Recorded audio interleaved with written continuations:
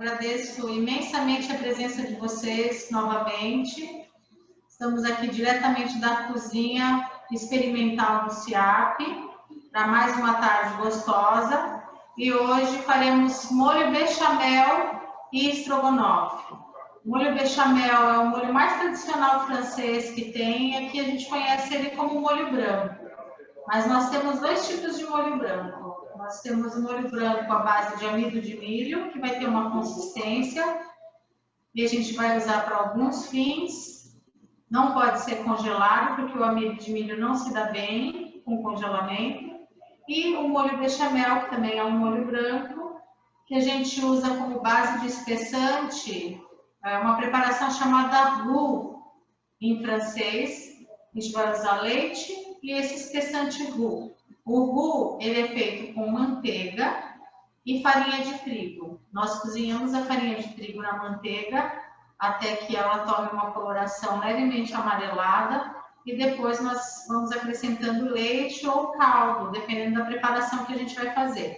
Esse roux a gente pode deixar pronto já na geladeira e usar pequenas porções se a gente quiser, para facilitar. Ou então a gente pode fazer o roux fresquinho na hora. Então, a base do molho bechamel é manteiga. E a gente vai usar a mesma proporção de manteiga, mesma proporção de farinha. Então, a gente pode usar a medida, né, medida de volume, como colher e xícara, e nós podemos pesar. Eu pesei, apesar de ser a mesma medida, ó, vocês estão vendo que dá um pouquinho de diferença. Aqui tem 40 gramas de manteiga e aqui tem 40 gramas de farinha. Vocês estão vendo que não está 100% cheinho, né? Mas mais ou menos a gente pode usar a mesma proporção. Então, eu tenho 40 gramas de manteiga, 40 gramas de farinha de trigo. A gente até pode usar margarina, mas o ideal é a gente usar a manteiga porque ela vai dar um sabor bem melhor, mais gostoso. E é o tradicional. Vamos usar também temperos. Alho, o alho picadinho. Vamos usar a cebola. Eu fiz aqui a cebola picadinha em brunoise, como eu já ensinei vocês a fazer, aqueles cubinhos pequenos. E ralei ela também para mostrar para vocês a diferença dela raladinha num ralador médio. Nem um ralador fino, nem um ralador grosso. Tá? Vamos usar os dois. Para o bechamel é isso. Manteiga, farinha de trigo, alho, cebola e leite. Leite integral ou desnatado, depende do que vocês preferirem, tá? E depois, com esse bechamel, a gente vai fazer o estrogonofe, substituindo o creme de leite. Então, a gente vai substituir uma gordura, né, que é o creme de leite, ele é 17% de gordura, a gente vai substituir pelo creme, pelo molho bechamel, vai ficar um estrogonofe com o mesmo paladar feito com creme de leite, só que um pouco mais leve e mais em conta, né? Porque o molho bechamel vai render mais, a gente vai ter mais ingrediente e vai sair um pouco mais barato, ok? Então, a gente começa no fogão, aquece a panela. Aqui eu vou usar a panela grande porque eu tenho essa, é o que eu tenho hoje, né? Mas a gente pode fazer numa panela menor. Vamos aquecer bem a panela. Aí eu vou usar, mesmo usando a manteiga, eu vou usar um pouquinho de óleo ou azeite para poder dourar a cebola e o alho sem queimar. Porque se eu tentar dourar diretamente na manteiga, a manteiga queima. Se a gente não colocar também uma porçãozinha de óleo. Vai esquentando aqui.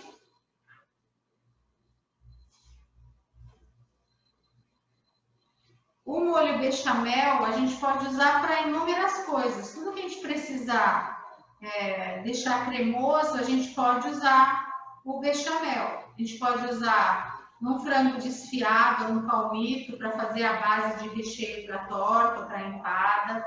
A gente pode fazer o molho branco para servir com massa.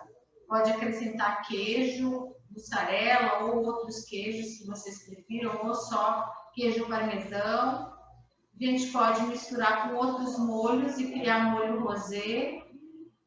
É um molho bem versátil. Eu vou pôr um pouquinho só de óleo para ajudar na fritura.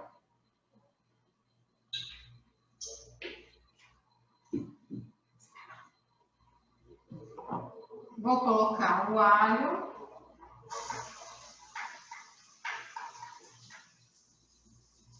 E um pouco de cebola.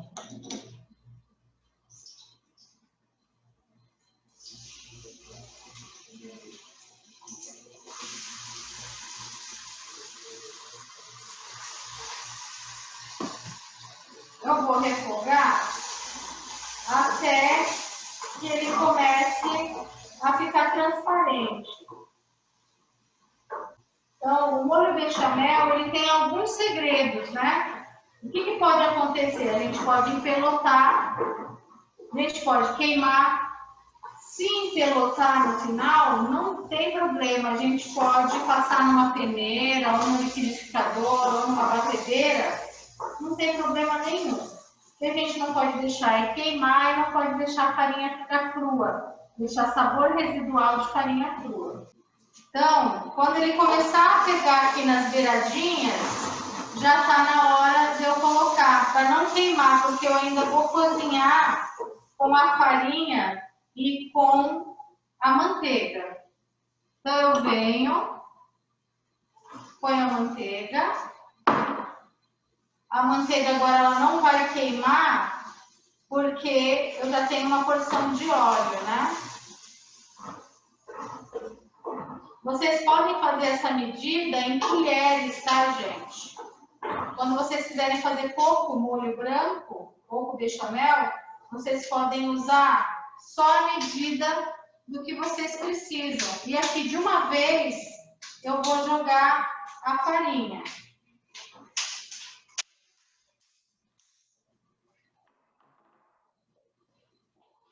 Vocês estão vendo? Ele vai começando a ficar amarelinho. E conforme a cor que eu quero deixar no meu molho, porque eu posso usar esse roux, isso que eu estou fazendo aqui é o roux.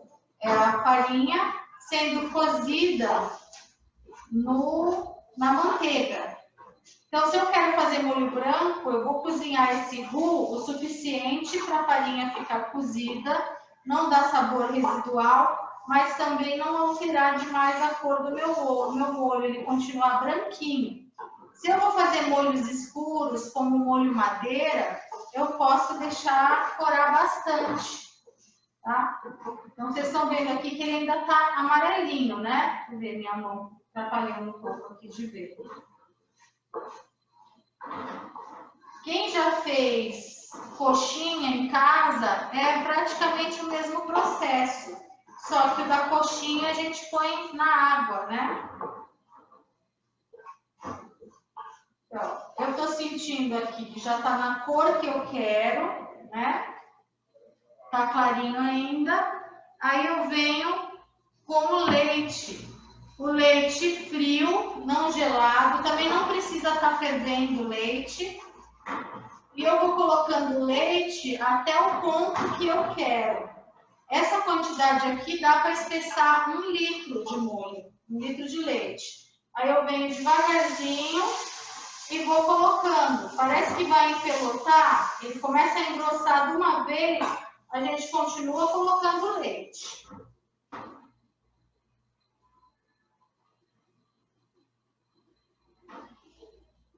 Tá? Vocês estão vendo que ele vai ficando cremoso, parece que vai empelotar, mas a gente vai colocando leite aos pouquinhos. Então, ó, ele vai virando esse pudinzinho aqui e eu vou colocando mais leite. Se eu quero fazer um roux para espessar alguma coisa, eu posso guardar ele assim, desse jeito, mais cremosinho, tipo um mingau grosso. E aí eu vou acrescentando na minha sopa, no meu caldo. Ó, vocês estão vendo que ele continua grossinho? Ele continua bem grossinho, ó. Bem grosso, ó. Tá? Aí eu vou colocando mais leite aos poucos. Eu não coloquei nem meio litro ainda aqui, ó. Parece, pela quantidade de farinha, parece que não vai espessar muita coisa, mas esse é um espessante muito poderoso, tá? E eu continuo aqui mexendo devagarzinho, ó. Até agora não empelotou. O que parece ser pelotinhas aqui é a cebola. A cebola que foi refogada aqui, ó. Agora tá começando a ter aspecto de creme, né? Creminho um pouco mais líquido. E o fogo tá aqui. Eu não posso parar de mexer para ele não queimar. Aí vai mais um pouco de leite.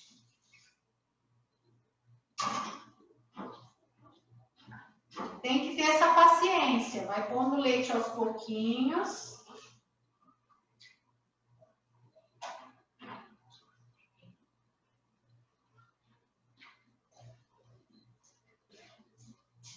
E mesmo o roux já estando cozido, eu tenho que dar tempo para o leite ser absorvido pelo roux e dar tempo de ir cozinhando, né?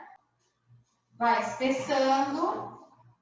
Ó, agora ele já tem aspecto de molho, tá aparecendo aí, ó. Já tem um jeitinho de molho.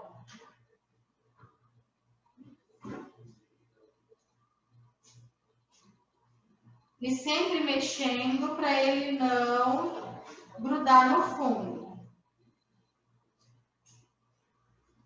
Vocês viram que eu não pus o sal ainda, né? A gente pode pôr o sal no final, a gente pode pôr o sal no roux, na hora que está refogando o roux. O roux escreve R-O-U-X, roux, e a gente lê roux.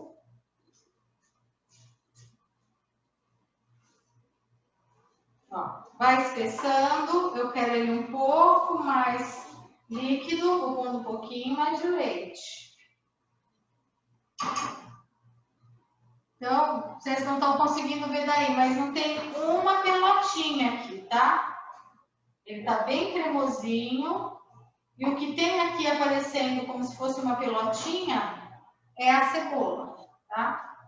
Então, ó, já tá praticamente pronto. Eu só vou deixar cozinhar mais um pouquinho para a gente ter certeza que não vai ter sabor de farinha crua. Eu posso pegar esse molho aqui, deixar ele esfriar e deixar guardado na geladeira para todo tipo de coisa que a gente quiser espessar.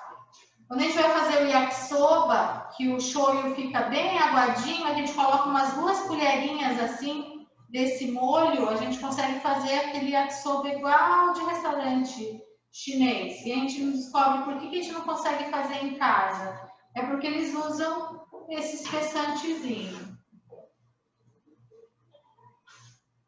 Ó, já tá na espessura que eu quero, porque lembrando, quanto mais esse molho for esfriando, ele vai engrossando um pouco, tá?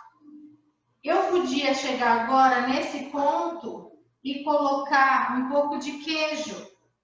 Aí eu já tenho um creme de queijo para pôr num macarrão, numa massa. Eu posso fazer um falso fondue, colocando vários queijos nessa base. Fazer um refogadinho de frango desfiado e fazer o recheio da torta ou da empadinha. Então, é um molhinho bem versátil, ó. Tô deixando ele cozinhar bem.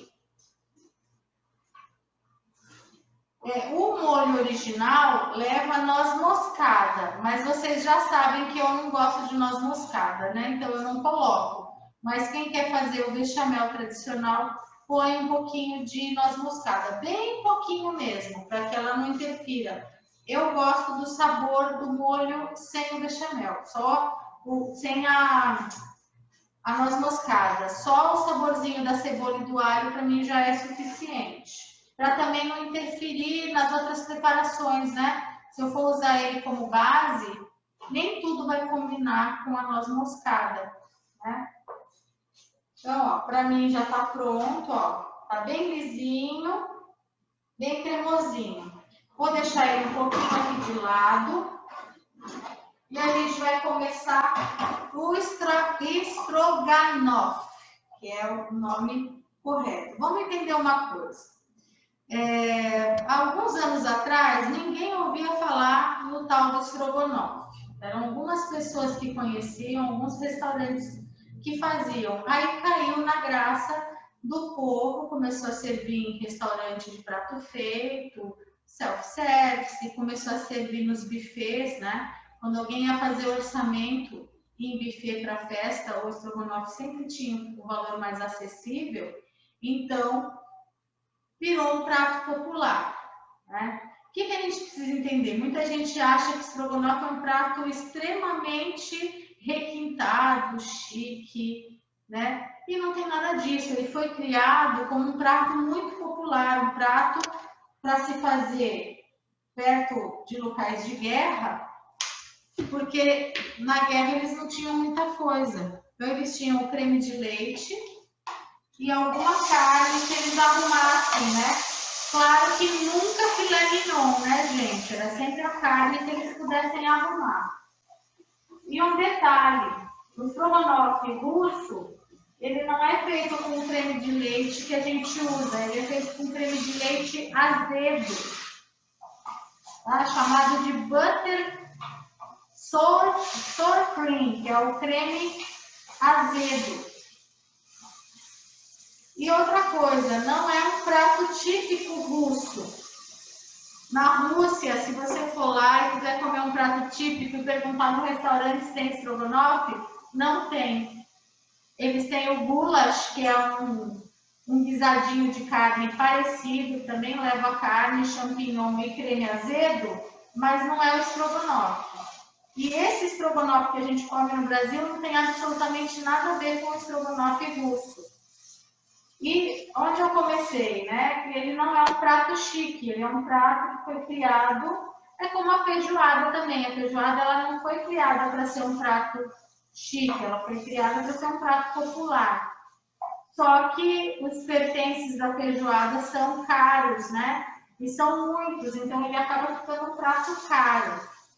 Por ter ingrediente caro, não faz do prato um prato sofisticado, chique.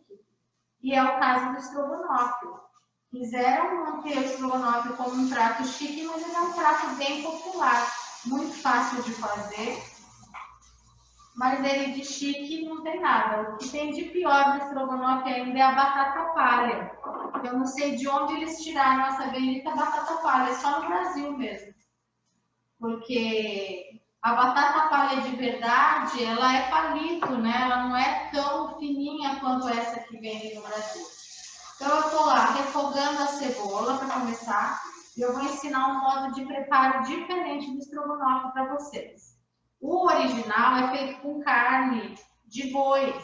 A gente refoga rapidinho, geralmente fazem com filé mignon, e passa rapidinho pequenas porções para não juntar água, para ele não cozinhar, para ele só saltear mesmo, dar uma coradinha, e já coloca todos os outros ingredientes e ferve.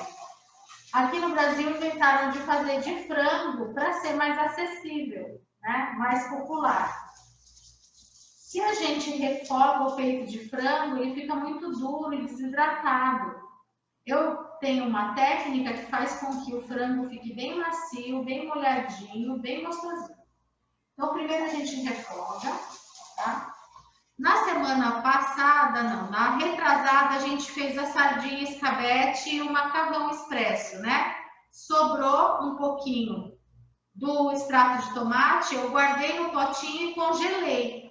Então, sempre que eu preciso, a lata é grande, rende muito, então eu guardei, congelei e já está descongelado. Vou acrescentar aqui.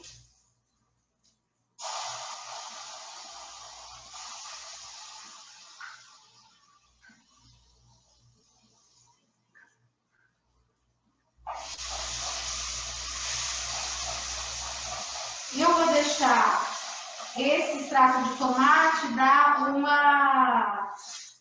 reduzida. Essa reduzida que a gente dá no extrato de tomate faz com que ele diminua a acidez.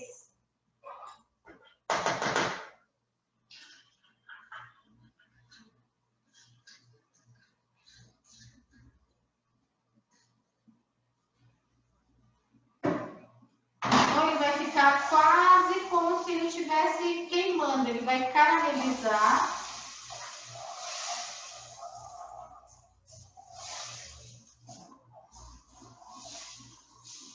Baixar o fogo um pouquinho.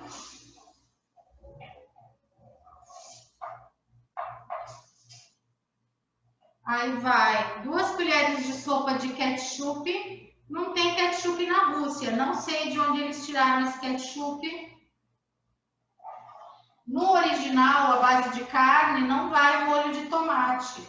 O nosso de frango vai molho de tomate para dar a corzinha, né? No original, fica aquela cor da carne mesmo, a cor do efeito de Maillard que caramelizou.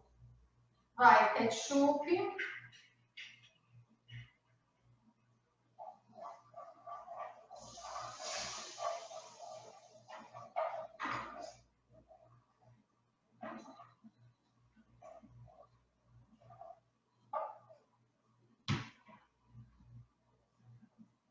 Vou pôr a pitadinha de sal. Vocês viram que no final eu botei sal lá no meu bechamel, né? Deixo ele aqui. Vou aumentar um pouquinho o fogo agora que ele parou de caramelizar. E o frango eu deixei cortadinho e temperado já. Eu temperei com um pouquinho de sal, raspinhas de limão, gengibre, o suco do limão e um pouquinho de pimenta, molhinho de pimenta.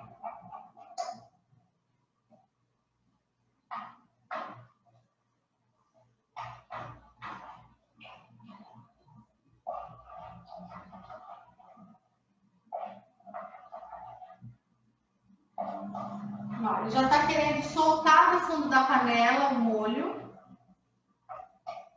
de extrato de tomate, né, reduzindo. Quanto mais tempo a gente puder deixar aqui, quanto mais tempo a gente tiver, melhor, porque a gente vai ter a caramelização e a redução do molho, vai ficar mais saboroso, vai ficar parecendo um molho de tomate caseiro.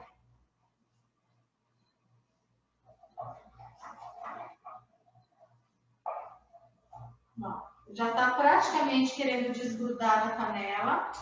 Aí eu vou colocar o bechamel.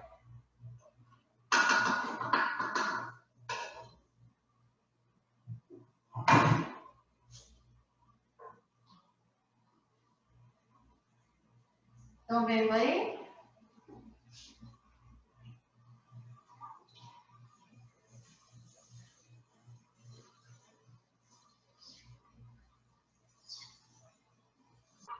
Não. Aí eu vou mexer. Estão vendo aí?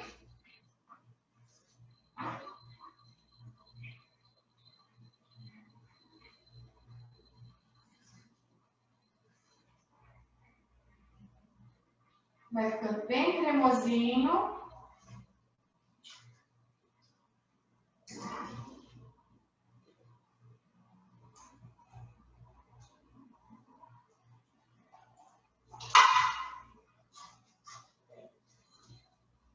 Abaixa o fogo.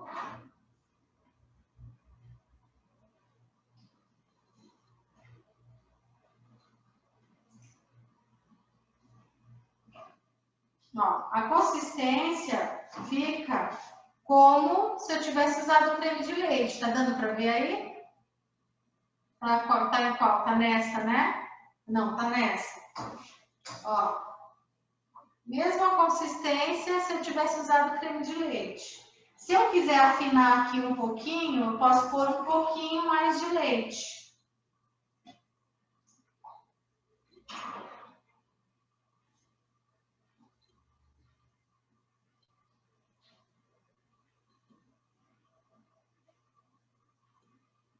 Aí, quando o molho já está bem quentinho, tudo por igual, o que a gente precisa entender? Todo alimento, principalmente de origem animal, a gente precisa aquecer a no mínimo 70 graus para a gente ter segurança e certeza de que não tem nenhuma bactéria que possa fazer mal para a nossa saúde. Então, o molho está bem quente, fervendo, o molho está a 100 graus. E eu não vou precisar refogar o frango. Não vou refogar o frango, eu vou colocar o frango direto no creme.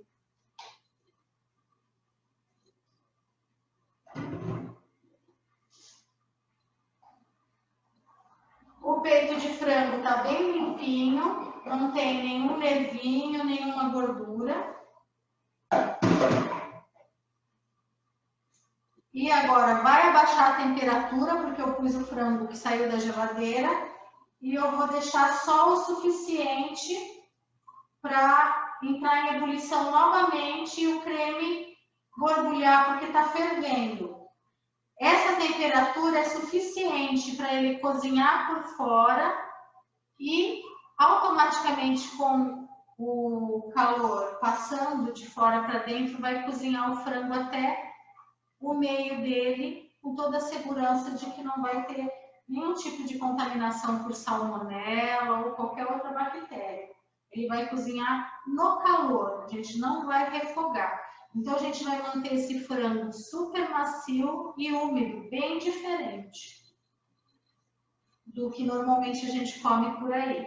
Se eu fizesse com aquela sobrecoxa e coxa, filé de coxa e sobrecoxa, eu tiro a pele, ele está desossadinho, corto em cubos, aí sim eu refogo, porque aí não vai dar certo. Dá certo com o peito de frango. Se eu refogar antes, quando eu estava refogando a cebola, eu podia refogar coxa sobre coxa em cubos, até ficar douradinho, e aí sim pôr o extrato de tomate e o ketchup, porque a coxa e a sobrecoxa não desidrata, ela fica até mais macia e mais úmida se a gente refogar e cozinhar. Então, nesse caso, é só com o peito de frango que a gente faz isso. Então, eu vou olhando, ele vai perdendo a transparência e vai ficando branquinho.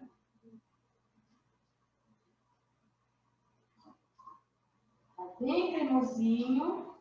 Aí, por último, quem gosta, porque a gente não está fazendo um estrogonofe tradicional, a gente está fazendo um creme, né, um guisadinho tipo estrogonofe.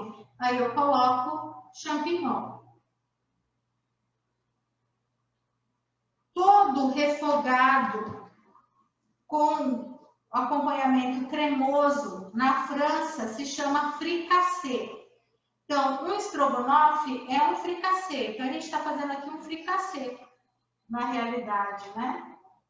Só que o fricassê que a gente conhece é com o frango desfiadinho, né? E a bendita da batata palha em cima. O povo adora botar batata palha nessas coisas. No salpicão, no fricassê. Tá? Então, eu deixo mais um pouquinho até eu sentir que a carne já está cozidinha por dentro. E aí eu posso desligar o fogo. Esse tempo que eu deixo aqui, ele continua cozinhando, tá? O franguinho vai continuar cozinhando.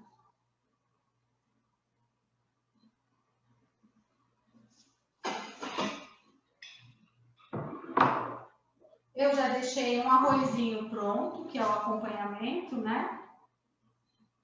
Vou preparar um pratinho. Eu não vou nem moldar o arroz na xicrinha, porque ele está tão soltinho que ele não vai moldar. Então, fiz um pratinho pequeno de arroz. Eu não almocei ainda, né? Vou almoçar estrogonofe hoje.